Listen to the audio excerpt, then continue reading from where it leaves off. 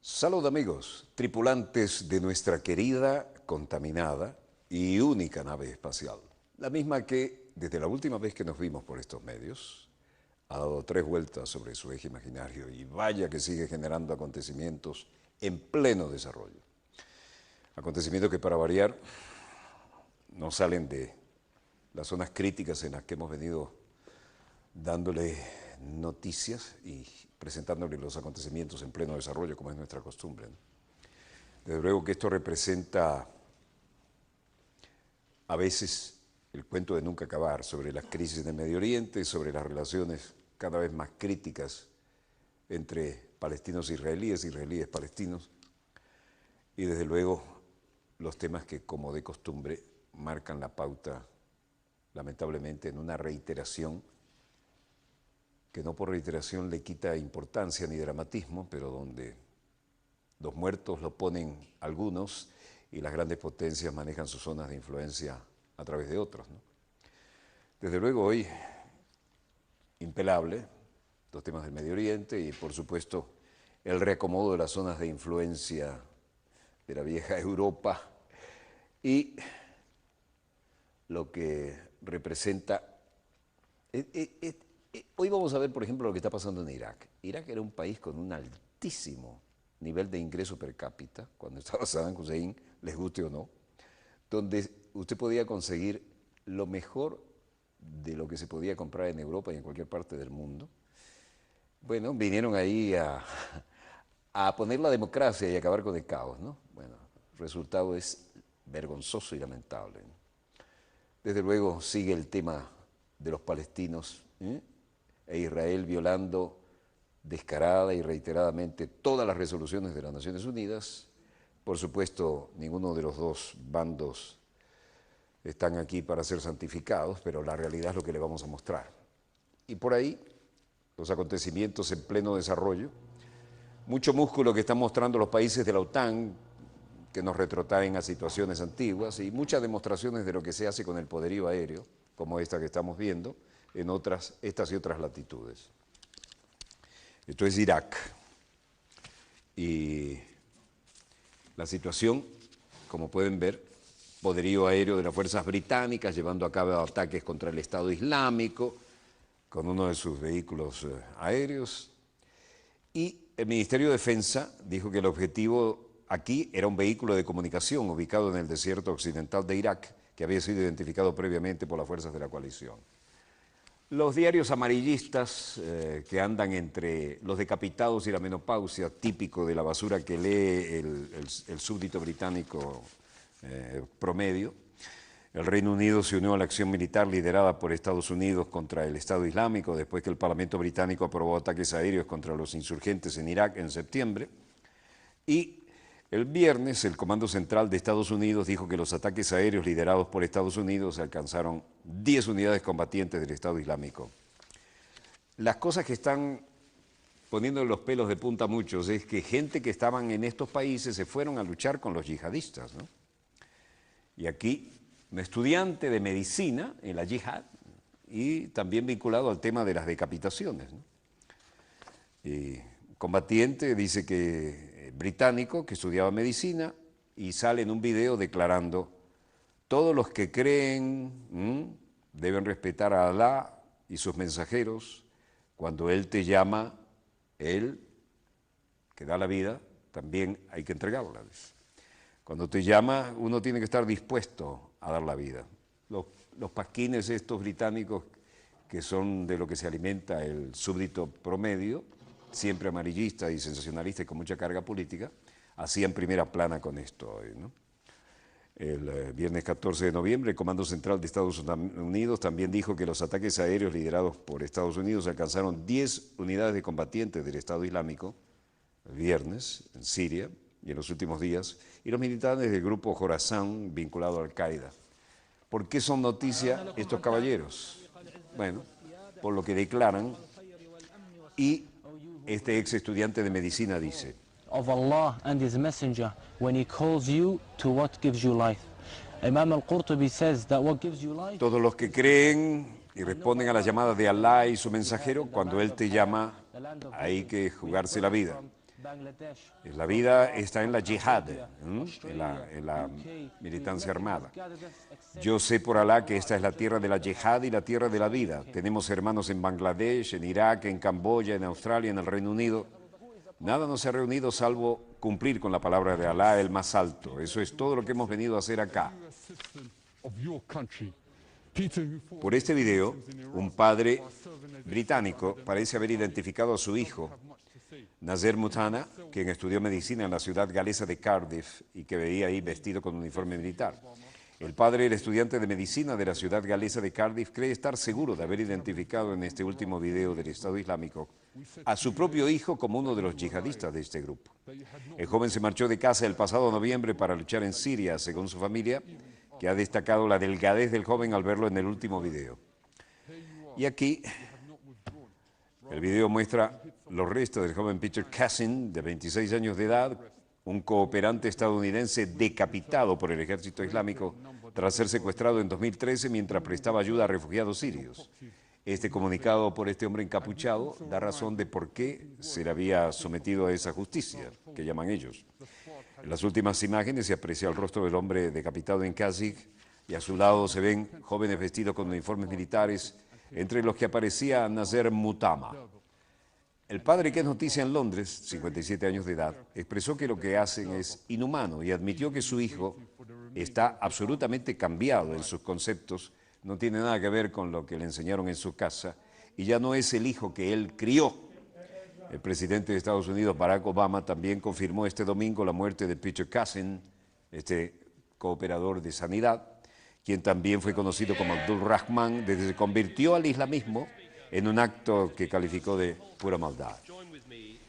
Mientras tanto, en el Parlamento británico, mientras el combatiente islámico desconocido que veíamos allí encapuchado decía esto, el trabajador humanitario estadounidense decapitado y 18 soldados sirios que murieron era también noticia de la que se valía el primer ministro David Cameron para hablar en la Cámara de los Comunes. Dijo: señor presidente, estoy seguro de que toda la casa, la Cámara de los Comunes, se unirá a mí en completo condena al asesinato repugnante del trabajador humanitario estadounidense Peter Cassin. Nuestros pensamientos están con su familia y sus amigos en este momento. Señor Speaker, el titular de la Cámara de los Comunes, que no será intimidado nosotros por estos terroristas enfermos. Ellos serán derrotados y tienen que enfrentarse a la justicia que merecen. La amenaza enfrenta a los países que respetan el derecho en todo el mundo y tenemos que enfrentarlos juntos. Se presentó con fuerza en las discusiones que tuve con el primer ministro Tony Abbott sobre mi visita y la reunión bilateral en Australia.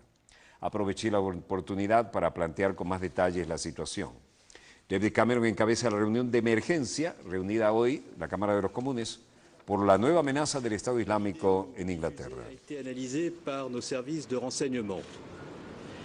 Mientras tanto, el ministro del Interior francés Bernard Cazeneuve dice: el video publicado ha sido analizado por nuestros servicios de inteligencia. Este análisis intenta establecer el escenario muy probable de que un ciudadano francés pueda haber participado directamente en la comisión de estos crímenes. Las investigaciones están en curso, pero se presume que puede ser Maxime Ochard, nacido en 1992, originario de un área de la región de Europa que fue a Siria en agosto del 2013 a entrenarse y después a visitar Mauritania en el 2012. Este caso está bajo investigación judicial y entregado al Departamento de Seguridad Interior, incluso antes de la publicación del video de este fin de semana, y es para las autoridades judiciales motivo para decidir sobre los resultados utilizando los elementos que ahora están en manos de la policía.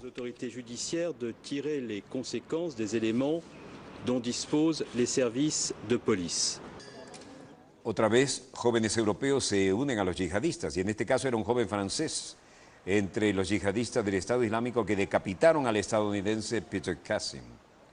Y es el ministro del Interior, Bernard Cazeneuve, que acabamos de oír, quien ha confirmado este lunes que es muy probable que al menos los yihadistas del Estado Islámico que aparecen en el video de la decapitación de Peter Cassin sea un francés que se ha identificado como Maxime Ochard, de 22 años y natural de Normandía, en Francia. Estos son videos del Ministerio de la Defensa dados a conocer en el ámbito de la OTAN. Y las imágenes muestran un F-16 reabastecimiento en el aire.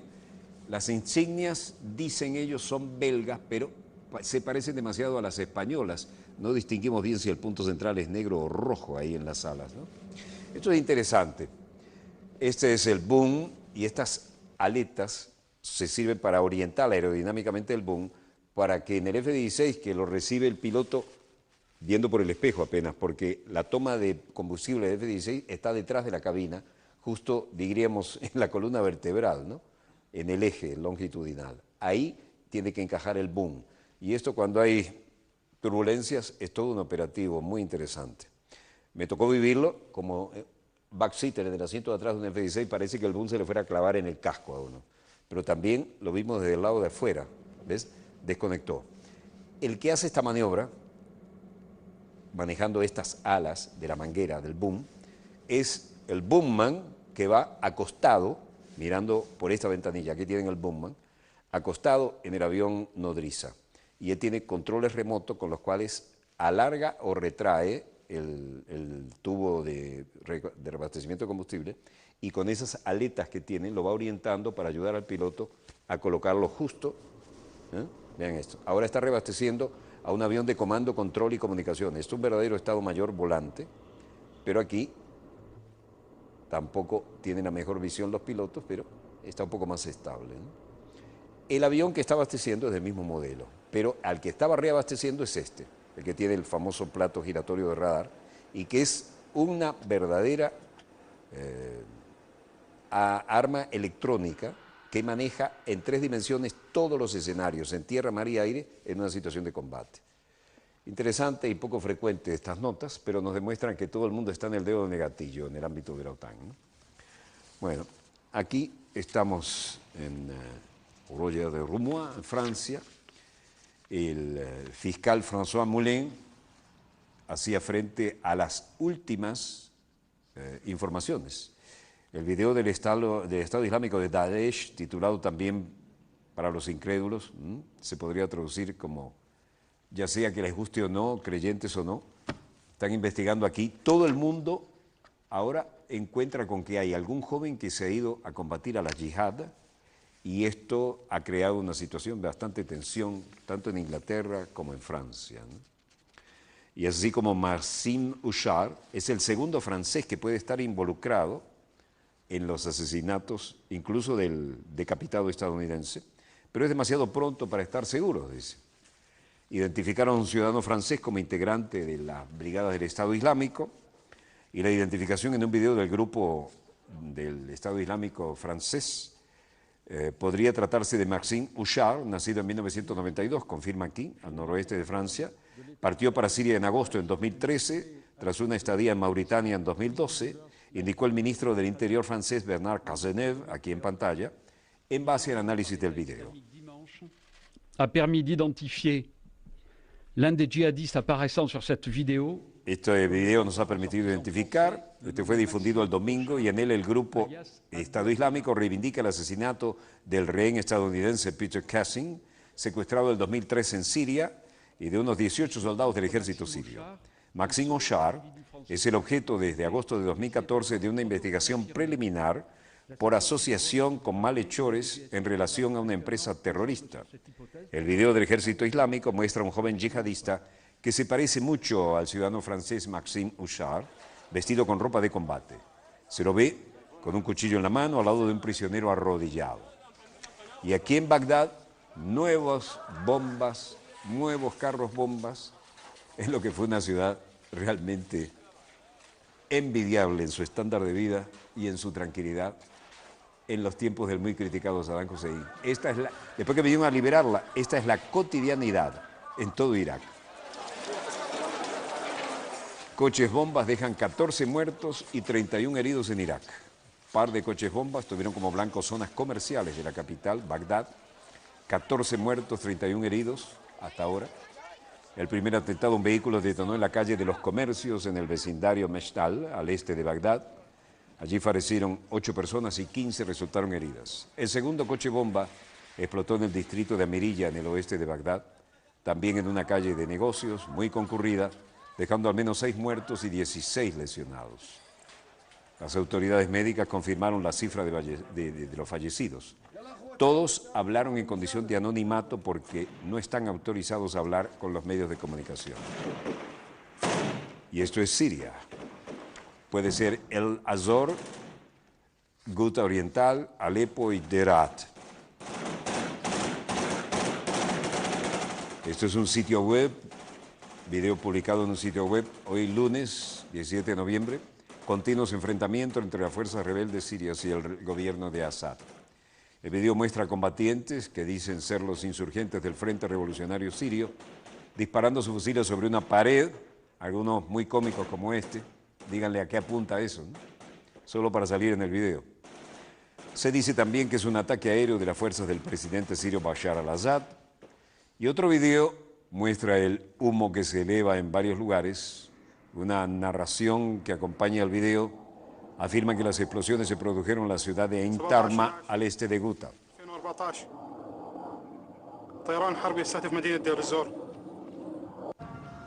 Alá es el más grande. Esta es la tercera incursión en la ciudad de Ain Tarma, en Ghouta Oriental, dice el narrador.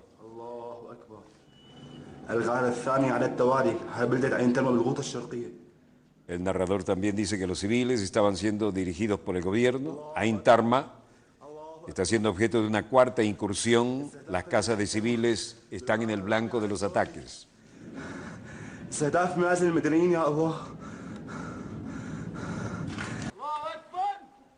El video final mostró un hombre que dice que es el insurgente Nur al-Din Zinki y el lanzamiento de nuevos disparos en el barrio Arashidin de Alepo. El video también mostró explosiones y humo del levantamiento y dijo que es causada por los bombardeos. Allahu Akbar. Allahu Akbar. Allahu Akbar. Allahu Akbar. Allahu Akbar. Allahu Akbar. Allahumma lakal hamd.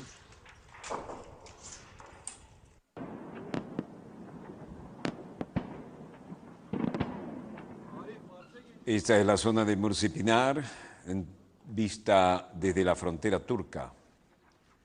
Como se ven, cada vez más intensos los bombardeos. Esas térmicas no dejan lugar a dudas, ¿no? Brutal el bombardeo. Pero no aparece ningún corresponsal de guerra que diga, soy fulano de tal, de la agencia tal. Todo desde lejos.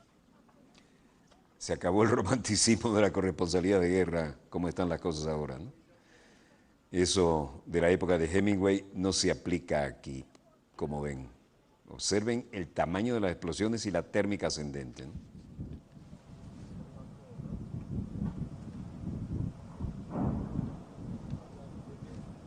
Desde la frontera turca se observa esta situación y los blindados también fueron desplegados por Turquía para poner control de su territorio fronterizo.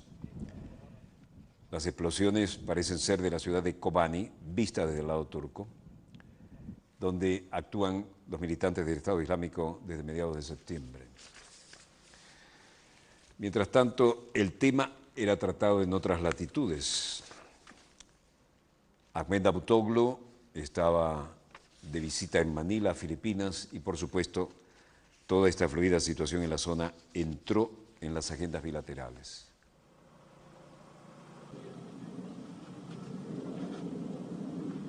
Se oye el ruido de sobrevuelo de aviones y siguen las consecuencias de los intensos bombardeos. Esto es Siria, tomado desde un lugar seguro en la frontera turca. Estamos en Manila, Filipinas.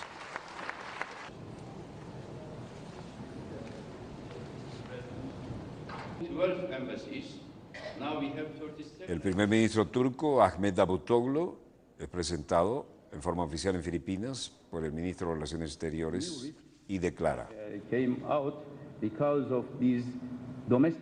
nuevos riesgos emergieron a causa de estos problemas internos domésticos de nuestros vecinos, como la crisis de los refugiados provenientes de Siria. En los últimos 4 años hemos recibido 2 millones de refugiados, la mayoría de Siria, escapando de los ataques brutales del régimen por el bombardeo aéreo, así como del grupo terrorista del ISIS.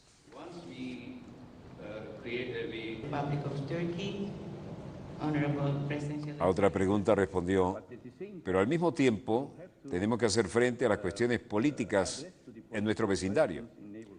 Aún Turquía ha sido muy activa y seguirá estando muy activa en todas las regiones vecinas, como en los Balcanes, el Cáucaso, el Oriente Medio, Asia Central, y procuramos hacer nuestro papel en todos estos asuntos. Se firmaron acuerdos bilaterales de importancia entre Turquía y Filipinas. Y volviendo a los temas del Medio Oriente, otras novedades complican la situación. Apareció un conductor de autobús palestino ahorcado en su propio autobús en Jerusalén. Y esto, desde luego, recalentó los ánimos, como estamos viendo aquí.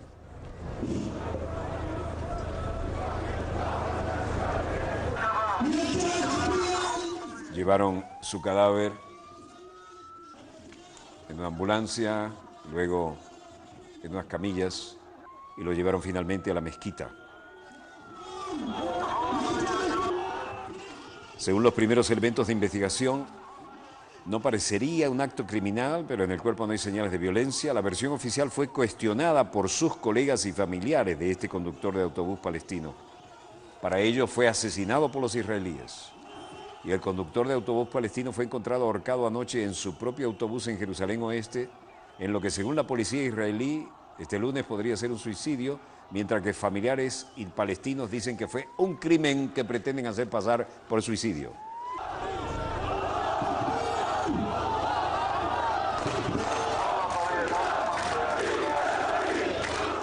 El cadáver del conductor, que vivía en el barrio Al-Tur en Jerusalén Este, fue encontrado el domingo de la noche, ahorcado dentro de su autobús en el depósito de la zona industrial de Har Hozvin, en el sector norte de Jerusalén Oeste, indicó la policía.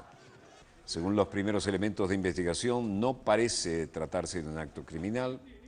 No había señales de violencia, pero tanto palestinos como familiares rechazan que tuviera motivos para suicidarse. Nosotros hemos visto señales de violencia en su cuerpo, dijo a France Press uno de los compañeros de trabajo, Mutazem Fakeh. Ahorcado en las escaleras al final del autobús, donde es imposible que se hubiera colgado él solo, dijo. Mientras tanto, en la margen occidental de Jordán, en Abu Dis, siguen las tensiones.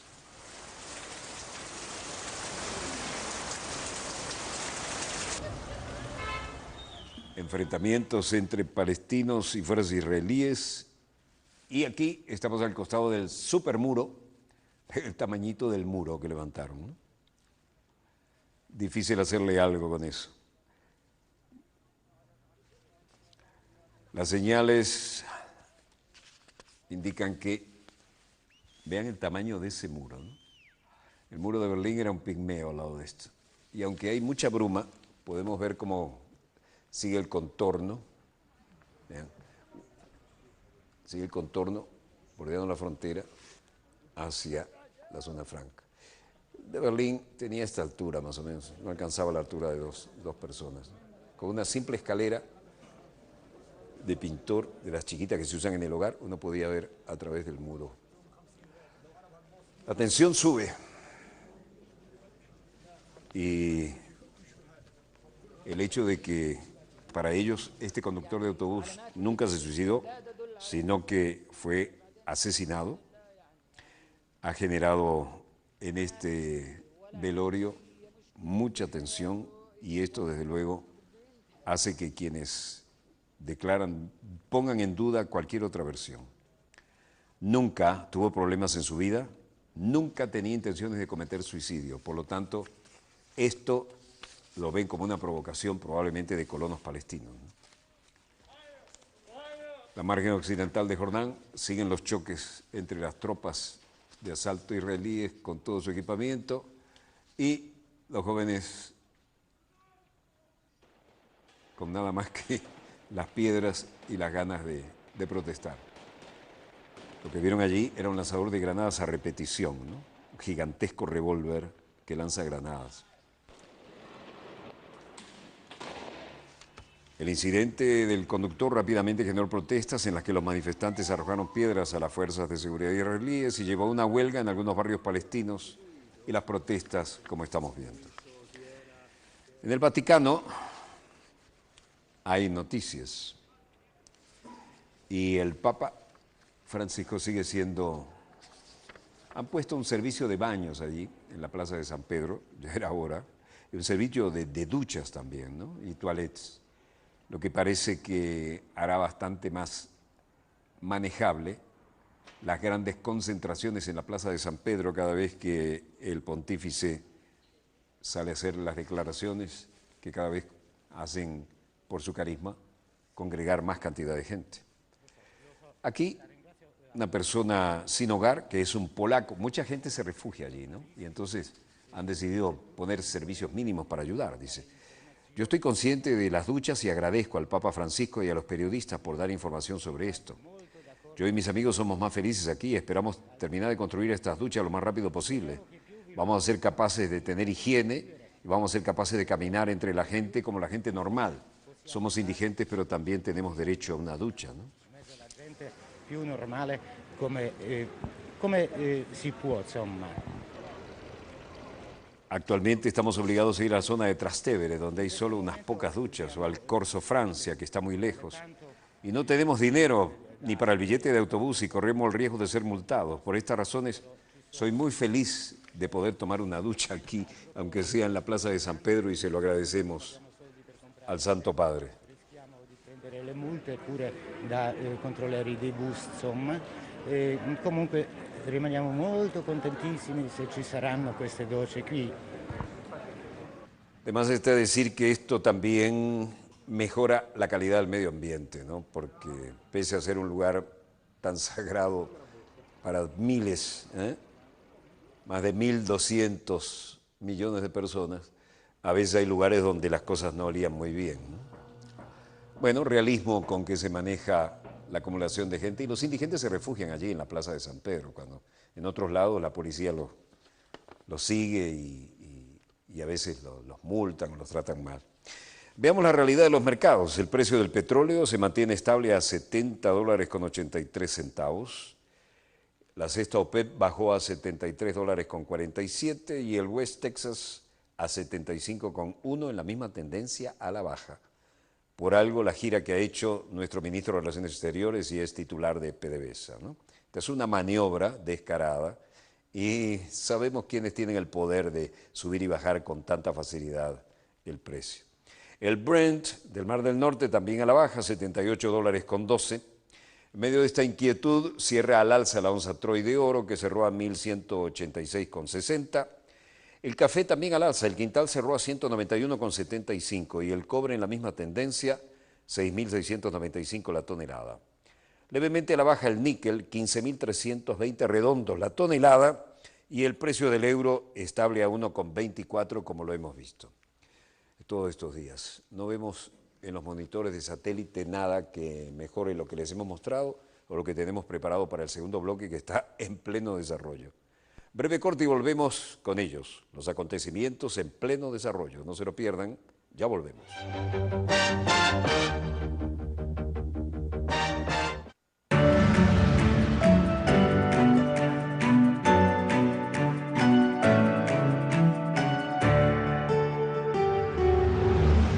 Tecnología. Redes sociales. Análisis de matrices. ¿Qué ocurre en la red luego de la publicación de una información? Hola, soy Larisa Costas y en los próximos 5 minutos les presentaré parte de la movida política dentro de las redes sociales. Acompáñame a develar en qué anda el escualidismo 2.0 a un clic. A un clic, todos los lunes, martes, jueves y viernes a las 10 de la noche. Más BTV, más revolución. ¿Pensando en comenzar tu negocio propio? Te ayudamos a materializar tus sueños, ofreciéndote el microcrédito que necesitas para adquirir tu local comercial o remodelación, compra de vehículos o equipos para el desarrollo de tu actividad productiva. Gracias al gobierno bolivariano, te financiamos hasta el 100% de lo que solicites según tu capacidad de pago, hasta 60 meses para pagar y periodos de gracia de hasta 6 meses. Todo nuestro esfuerzo es para que garantices el futuro de lo que realmente importa. Banco Bicentenario. Quiero hacer un papagayo volador multicolor para remontar las nubes y llegar donde está Dios para disfrutar juntos de las cosas más sencillas es parte de nuestras Navidades felices. Volador multicolor para remontar las nubes. Los mejores espacios para la vida y la paz en el Zulia. Una nueva gestión construye y rescata modernas áreas para la recreación y el esparcimiento, haciendo del Zulia la región verde de Venezuela. Lo que más me gusta a mí son los animales, los árboles, la naturaleza, el olor del parque. Se puede conversar, jugar. Yo estoy muy contenta porque el gobernador puso el parque muy bonito.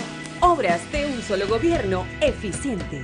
Gobernación Bolivariana del Zulia. El Zulia, nombre y luz de Venezuela. Un homenaje al gigante, Hugo Chávez. De arañero a libertador.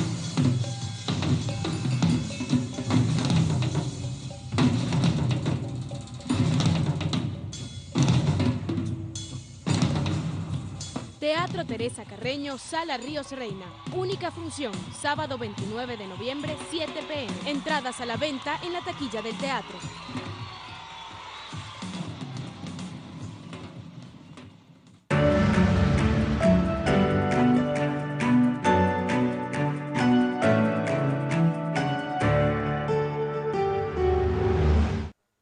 Volvemos con más acontecimientos en pleno desarrollo. Ustedes recuerdan cuánta información dedicamos desde diferentes fuentes al derribo de aquel tristemente célebre vuelo de Malaysia Airlines, el MH17. Y la sospecha siempre latente de que aquello bien pudo haber sido causado por algún misil. Siguen apareciendo algunos videos y el tema no está cerrado.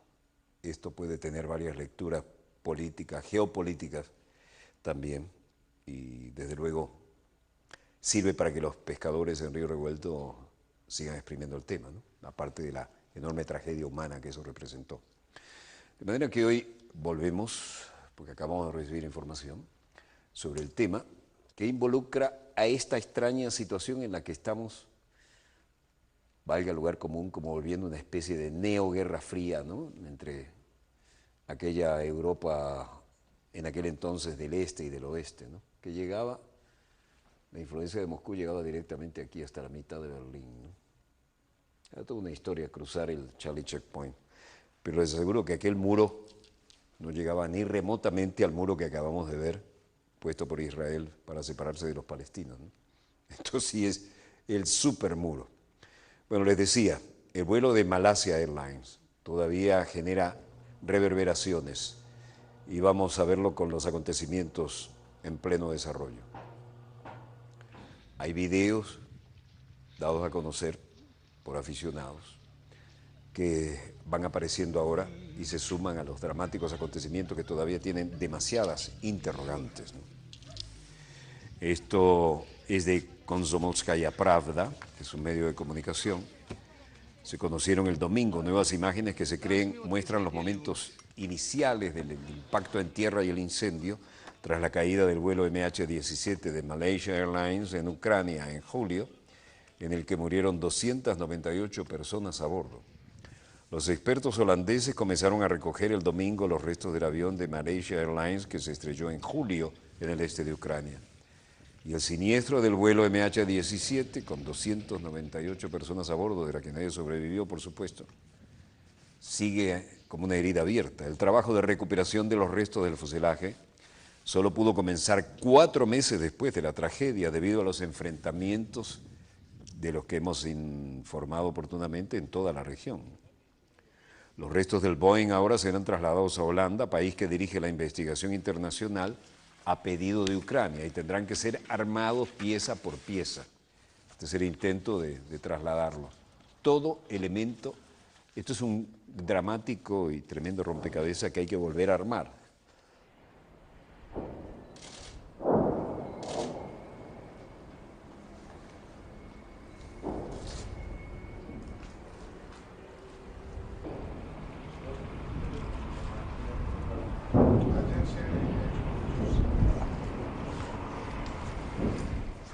Y todo esto con los combates como Toleón de fondo, ¿no? Esto es cerca de Kharabov, en Ucrania también. Las labores de recuperación de los restos del MiH-17 y el servicio local de emergencia actuando para ayudar.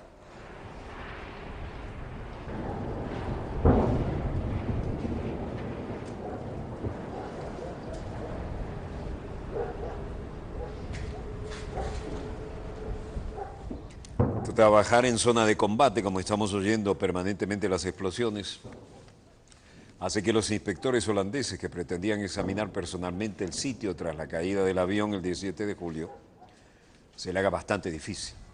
Sin embargo, siguen preocupados por la seguridad de su propio personal en la zona de conflicto controlada por rebeldes. Algunos dicen que apoyados por Moscú y que combaten a las fuerzas gubernamentales, y decidieron confiar en el Servicio Estatal de Emergencias para que siga buscando en la zona, después que la operación inicial recuperó la mayoría de los cuerpos. Pero lo que hay que reunir ahora es cada pedacito del avión para armarlos como un dramático, cruel rompecabezas e investigar cada aspecto.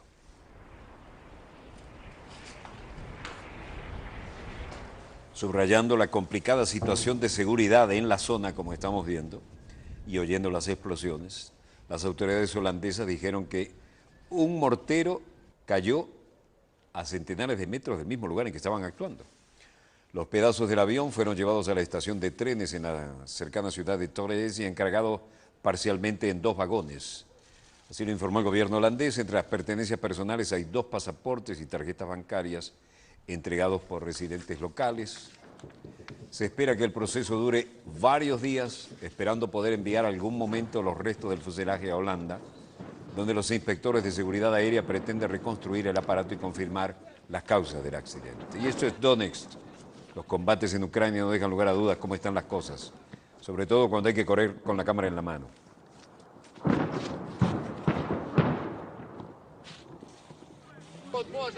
Se reanudan los combates en las inmediaciones del aeropuerto de Donetsk, en una Ucrania que ya está literalmente partida en 2.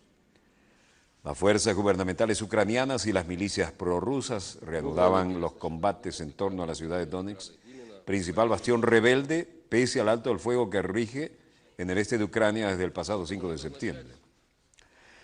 Hay gente que trata de explicarse la situación. Dice, ellos están disparando y han disparado toda la semana, morteros y lanzacohetes Scrad, y parece que lo que quieren es dispararle a la población civil.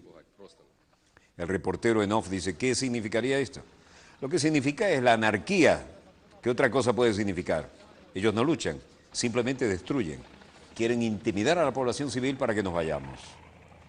Y otro dice, el tiroteo ha golpeado directamente esta zona. No sabemos de dónde vino, definitivamente había disparos. Mis ventanas volaron en pedazos. Ayer enterramos a una mujer, consecuencia de este bombardeo indiscriminado. Y no sé de dónde vino el tiroteo. Попала на их. В общем, мы не знаем, откуда стрельнула точно. Но мне окна поубивало все, а там и женщину вот схоронили вчера. Убили вот тут. Ах, откуда стрелялась, кто я знаю. La gente no tiene literalmente a dónde ir, se adaptan como sea a la situación dramáticamente cambiante. Y las tropas ucranianas cayeron bajo el fuego de artillería el domingo 16 de noviembre en la aldea cerca de la región de Luhansk, informó el canal ucraniano 112. Este hombre dice, detrás del río, a unos 500 y 600 metros de distancia, se encuentran las posiciones de los separatistas, allí en el bosque que podemos ver. Y además, a partir de ahí, ese es su punto de control en la intersección de estos caminos. Los tanques están más allá, más adelante, principalmente están las tropas en la ciudad de Slavianovsk, cerca de la estación del cuerpo de bomberos. Pero aquí nadie tiene paz ni tranquilidad.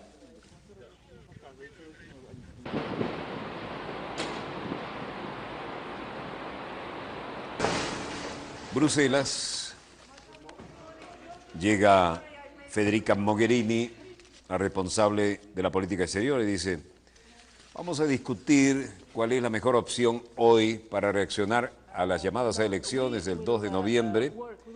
Se nos dijo que todos son ilegales e ilegítimos, pero pueden requerir algún tipo de reacción de la Unión Europea.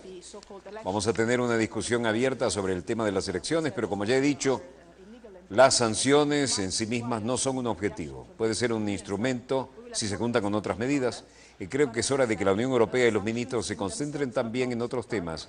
Queremos construir una estrategia completa también para los temas de Ucrania. Together with other measures, and I think it's time that the European Union and the ministers concentrate also on the other issues that we have to. Ahora, esto es el momento en que hablan de las sanciones contra los separatistas apoyados por Rusia, dicen ellos, y cómo han escalado las tensiones. Luego el ministro de Relaciones Exteriores de Lituania, Linas Linkevičius, canciller Linas Linkevičius de Lituania, dice: creo que debe ser toda una variedad de sanciones. Si es posible, no lo sé, pero lo vamos a discutir. Como usted dijo, las medidas selectivas contra las personas a veces no funcionan, pero es lo que tenemos. Estamos trabajando a ver si tienen efecto a pesar de algunas negativas, pero es algo que realmente podría hacer una diferencia. Luego aparece el ministro de Relaciones Exteriores de Alemania, Frank-Walter Steinmeier, quien dice: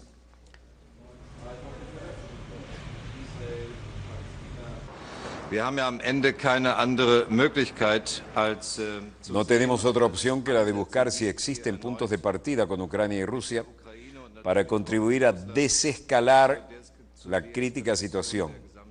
Es por eso que las nuevas sanciones contra Rusia no estarán en el primer plano hoy, e incluso no estarán en lo que hemos decidido hoy. Habrá una charla sobre toda la situación y también vamos a ver si es más de lo mismo o si salimos del marco actual de la situación, que parece algo estancada.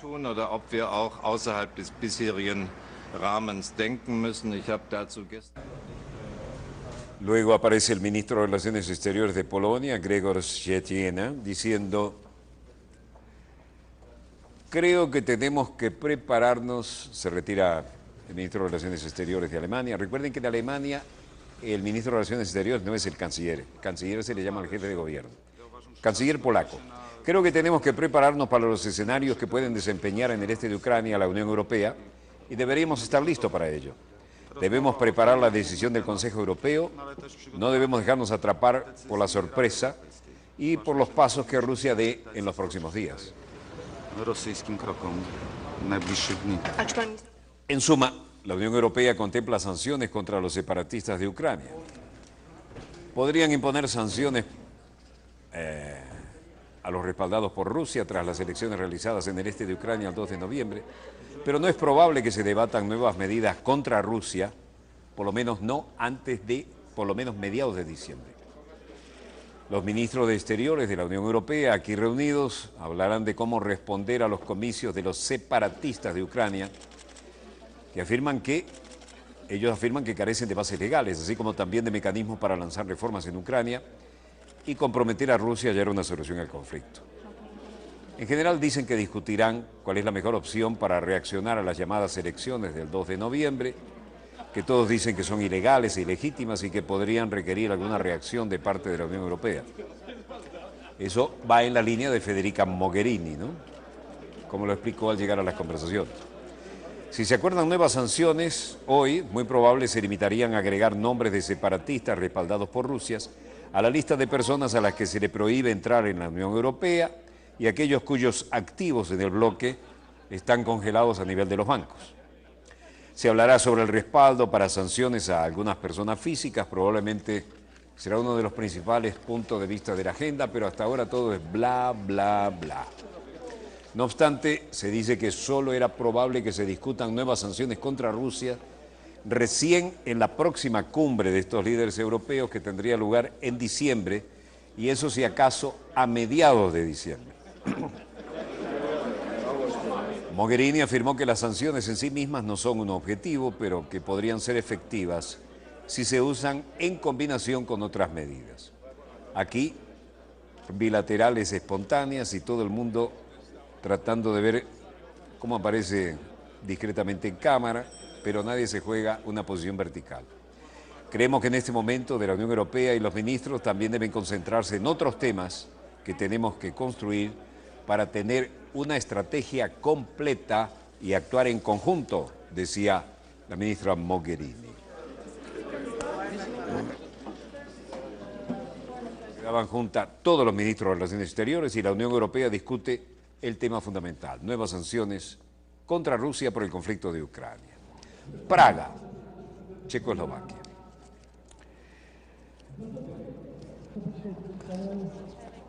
Aquí dicen, el presidente checo, Miloš Zeman, tiene que reciclarse.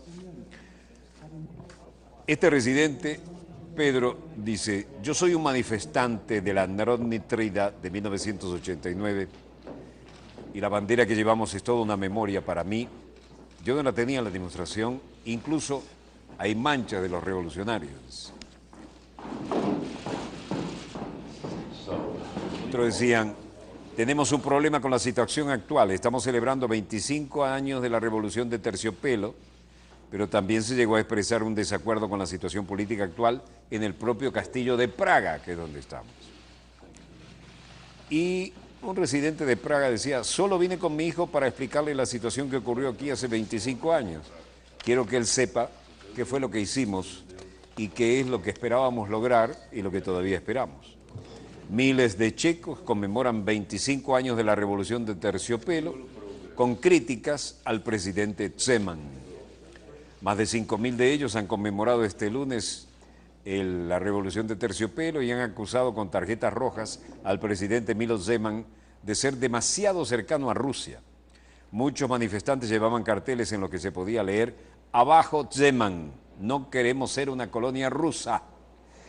Esta fecha es crucial en mi vida. En 1989 tenía 15 años, dijo uno, y gracias a que entonces recuperamos nuestra libertad, pude crecer como un hombre libre. Martin Pickerill, en la televisión estatal, decía, puedo asegurarle al presidente que hoy no estoy de acuerdo con él. Hace 25 años yo habría sido golpeado con una cachiporra de la policía. Zeman, mientras tanto, ha defendido a Rusia frente a las sanciones económicas impuestas por la Unión Europea por su participación en el conflicto de Ucrania. Y también ha descrito a las Pussy Riot, el grupo de música condenado por criticar al presidente ruso Vladimir Putin, como unas mujeres violentas. Pero todo el mundo ahí llevaba su símbolo y nadie reprimía en este momento. La política exterior checa ha estado dirigida por el partido de centroizquierda que solo ha apoyado las sanciones económicas de la Unión Europea a Rusia una vez que fueron suavizadas. Mientras tanto, el ministro de Asuntos Exteriores ha dicho que busca una mayor protección de los derechos humanos en Checoslovaquia, separándose de la tradicional postura de su país y alejándose de la oposición de Cuba o Birmania. Aquí recordamos a los que murieron, pero como ven, puedo hacer lo que quiero y no tengo ningún problema en este momento. La bandera que usé entonces. No sé cuántos de ustedes protestó en Narodni Trida en el 89, pero yo estaba allí. Es la cobardía de los que no estaban allí para venir aquí hoy, los que lanzan huevos y otros objetos. Estamos recordando la revolución de terciopelo. Bronislav Komorowski también decía, nuestra solidaridad pertenece a aquellos que buscan el mismo camino hacia el oeste. Pertenece también a Ucrania, a Moldavia y a Georgia. Pero la gente de la calle dice, bueno, en estos momentos recordamos los dramáticos años que nos tocó vivir y tenemos razones para decir que al menos en este momento hay una cierta tranquilidad. De la revolución de terciopelo tal vez no quede mucho, pero tampoco queremos dar pasos hacia atrás. Estamos en una relativa calma. Esto es un recuerdo que tengo de entonces y lo llevo conmigo y no tengo problemas.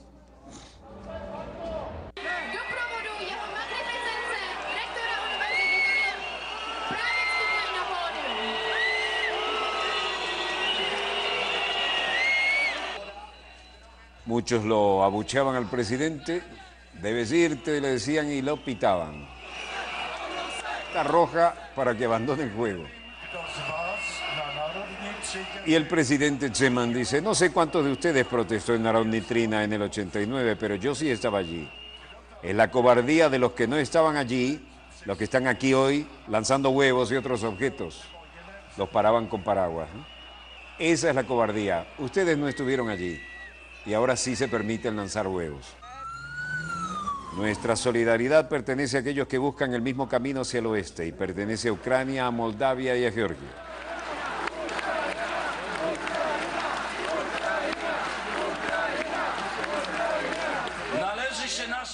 Yo he recibido este regalo. En un momento vamos a revelar la placa que conmemora los tiempos que se han ido hace mucho más de 25 años. Y fue en ese momento que fundamos el grupo Carta 77 que dio esperanza a Europa. Se dijo que podíamos alcanzar la libertad.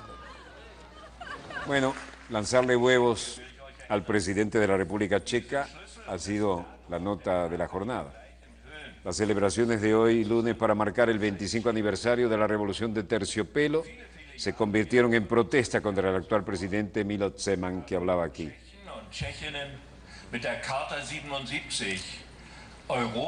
Unas 8.000 personas participaron en una marcha en el centro de Praga contra el controvertido mandatario, coreando a cantos como «Vete del castillo de Praga». «Renuncia, renuncia, tenemos vergüenza de nuestro presidente». Lanzaron objetos, incluidos huevos, sándwiches, tomates. El presidente estaba parado junto a los mandatarios de Alemania, Hungría, Polonia y Eslovaquia y se cubrían con los paraguas, como vieron. Otros lanzaron huevos. Uno golpeó al presidente alemán, que no tenía nada que ver. Los manifestantes acusan a Zeman, antiguo militante del Partido Comunista Checoslovaco, de restarle importancia a la marcha estudiantil del 89, que detonó los cambios políticos de entonces en Checoslovaquia.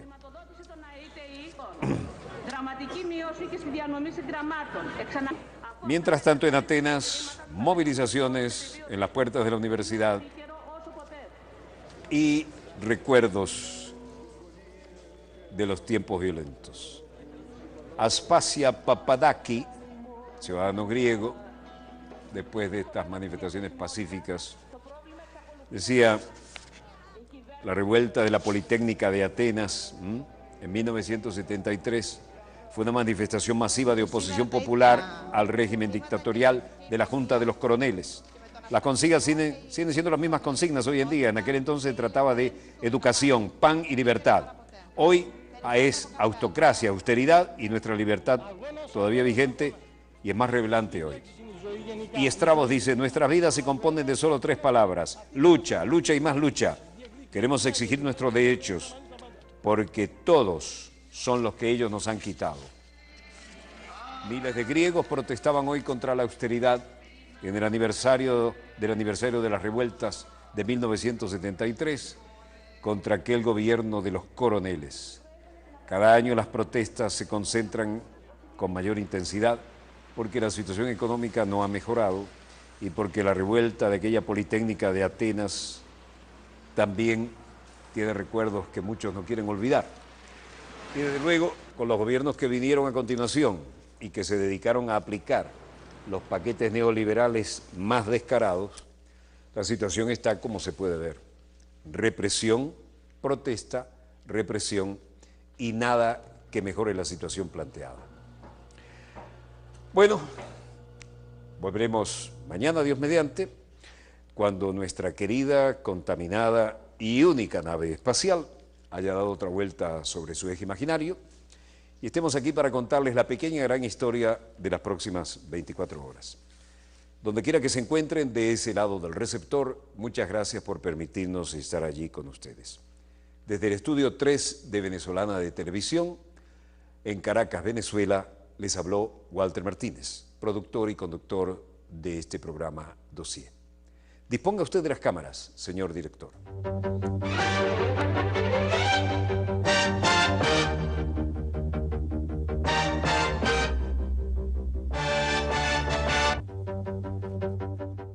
Seguros Horizonte.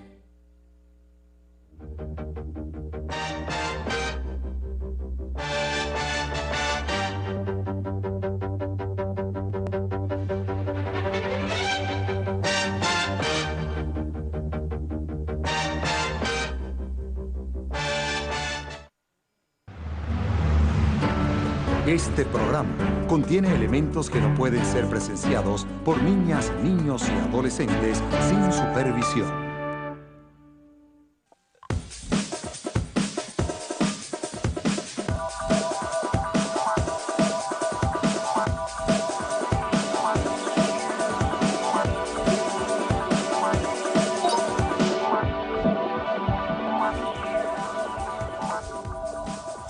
Hola, soy Larisa Costas y en los próximos 5 minutos navegaremos en la movida política de las redes sociales y el periodismo digital. Acompáñame a ver en qué anda el escualidismo 2.0 a un clic.